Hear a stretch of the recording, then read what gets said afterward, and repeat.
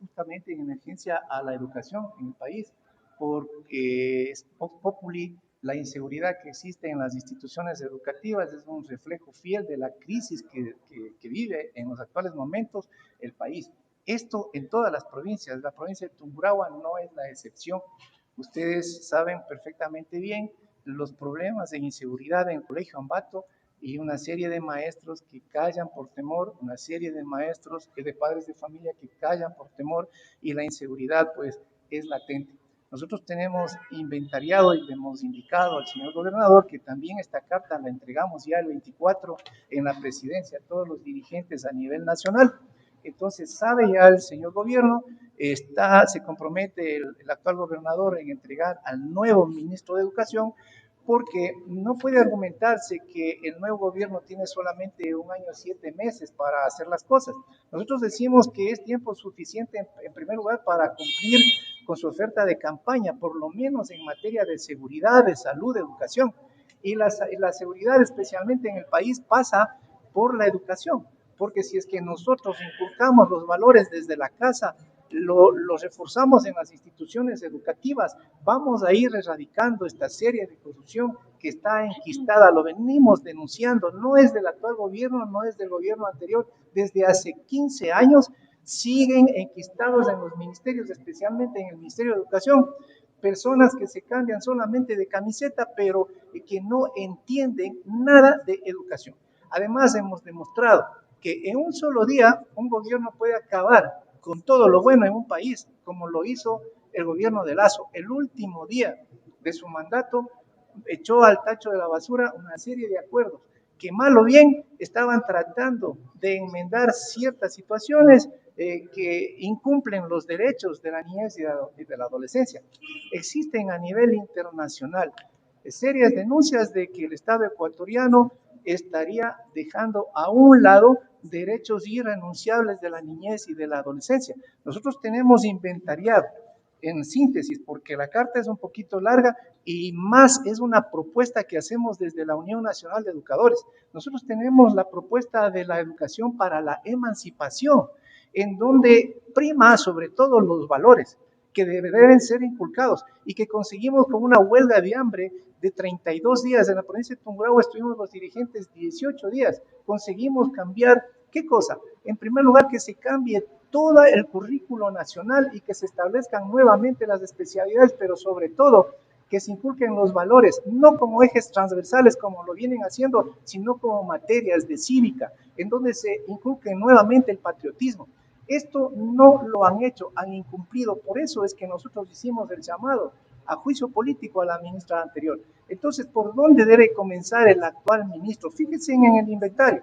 Tenemos a nivel nacional ya, aparte de los hechos que son vox populi en la provincia de Tungurahua, un maestro asesinado ya en la provincia del Guayas, cientos de profesores amenazados y vacunados. En síntesis, les indico que el propio Ministerio de Educación saca a relucir que son 200,000 los niños que están fuera de la educación. Algunos de ellos por miles han sido encontrados en la frontera de los Estados Unidos sin sus padres.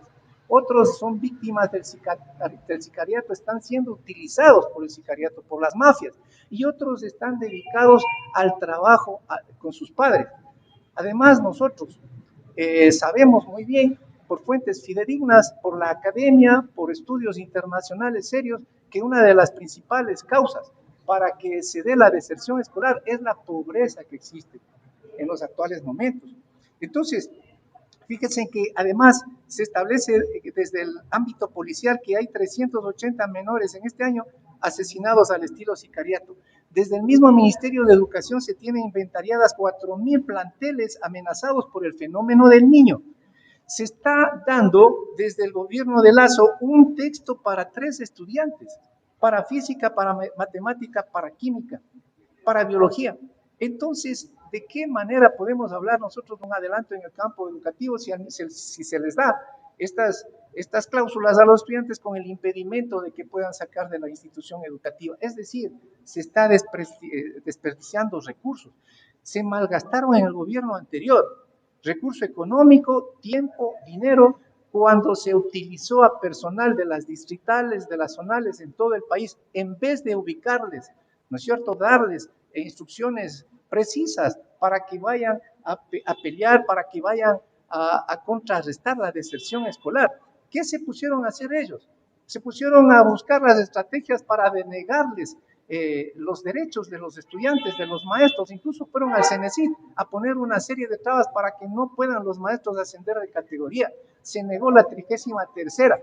Entonces, ¿de qué podemos hablar nosotros cuando se está incumpliendo precisamente desde los gobiernos, no se está dando la debida atención en materia de educación? Entonces, además, nosotros debemos indicar que existe una falencia de 75,000 maestros en el país para atención a los niños. ¿Y cuántas partidas se dieron? Se dieron solamente 380. Existen más de 45,000 maestros que están en la inestabilidad laboral porque solamente les dan contratos. No existen hasta el momento los llamados a los concursos de merecimientos y oposición a las autoridades en las instituciones educativas. Les están turnando cada 3 meses y quienes fueron ganadores de concursos no les ubican. Entonces, ¿de qué vamos a hablar? ¿De qué adelanto en el ámbito educativo? Es urgente, le hemos dicho al señor gobernador, que lo primero que debe hacer una vez que se declare en emergencia a la educación, el ministerio tiene que dejarle a un lado, sin sustento, al reglamento de la Ley Orgánica de Educación Intercultural que lo hicieron entre gallos y medianoche la ministra anterior con Lazo. ¿Y qué hicieron ahí? Se van en contra de la ley, se van en contra de la Constitución y dejan a un lado los derechos de las niñas que son prioritarios y dejan a un lado los derechos de los padres de familia y de los maestros. Entonces, están en deuda el gobierno, está en deuda el Ministerio de Educación porque tiene que darse cumplimiento inmediato a lo que establece la Ley Orgánica de Educación Intercultural. Más de 12,000 maestros quedaron fuera de la equiparación. Más de 4,000 en un solo día perdieron la posibilidad de un ascenso de categoría. Pero, en cambio, desde el